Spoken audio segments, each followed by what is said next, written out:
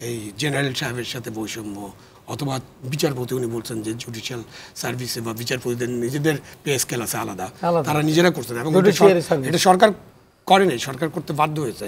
নিশ্চয়ই আমাদের মনে আছে যে এটার জন্য মামলা চলছে অনেক দিন, এবং তারা তাদের নিজের পে স্কেল কিন্তু ঠিক করে ডিক্লেয়ার করে দিয়েছে এবং অর্ডার করে দিয়েছে গভর্নমেন্টকে, এবং কয়েকবার আমাদের অর্থ সচিবকে ওখানে এই জিনিসটা বাস্তবায়ন না করার জন্য আদালত অবমাননার জন্য ওখানে যে হাত জোর করে দাঁড়িয়ে থাকতে হয়েছে।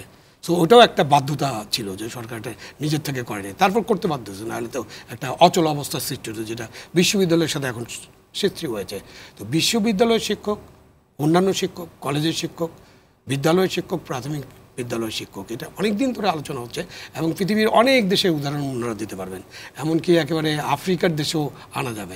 আর আশেপাশে যদি ভারত, শ্রীলঙ্কা ধরেন, ব্যর্থ রাষ্ট্র পাকিস্তান ধরেন, তাইলেও কিন্তু শিক্ষকদের জন্য সেপারেট সুবিধা, সেপারেট পে স্কেলের বিষয়টা আছে।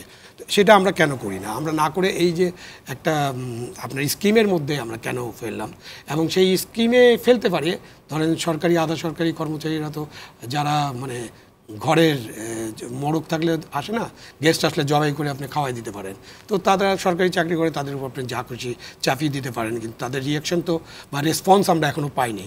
বা শিক্ষকদের রেসপন্সটা কিন্তু বেশ কঠোর এবং কঠিন, এবং 3 মাস ধরে তারা এই রেসপন্স করে যাচ্ছেন, 3.5 মাস ধরে।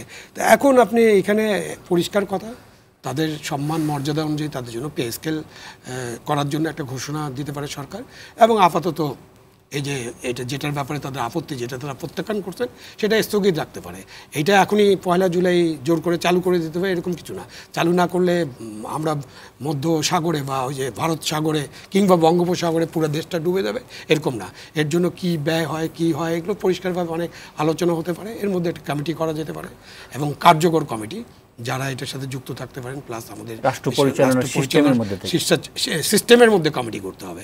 এবং অর্থমন্ত্রীর নেতৃত্বে কমিটি হতে পারে, অথবা সাবেক কোনো অর্থমন্ত্রীর নেতৃত্বে কমিটি হতে পারে। অর্থমন্ত্রী কিন্তু গতকালকে বলেছেন শিক্ষকদের এই আন্দোলনের যৌক্তিকতা নাই, অযৌক্তিক। তিনি এই আন্দোলনের তীব্র সমালোচনা করেছেন। অর্থমন্ত্রী হলেই আমাদের হয় কি, আমাদের সরকারের মন্ত্রীরা যখন কোনো সিদ্ধান্ত নেন তখন এরকম কথা বলেন, এগুলো পলিটিক্যাল রিটোরিক।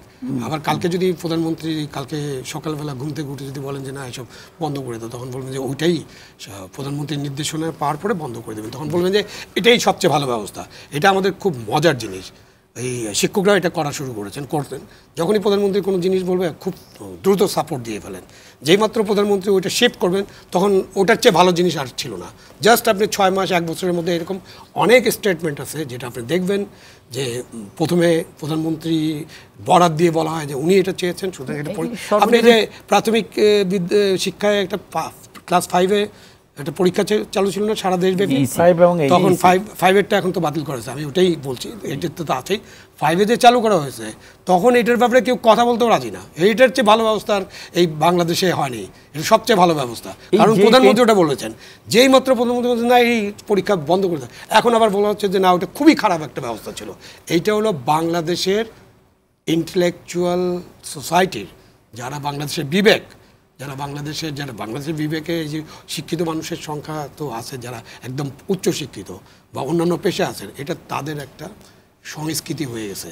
তারা এখন তাকায় থাকেন। আমরা আগে বলতাম না যোগ করে যে কিছু কমিউনিস্ট পার্টি ছিল যারা মস্কোতে কি বৃষ্টি হলে এখানে ছাতা ধরতো, এই আমাদের ইন্টেলেকচুয়ালদের অবস্থা, আমাদের পেশাজীবীদের অবস্থা অনেকটা সেরকম হয়ে গেছে।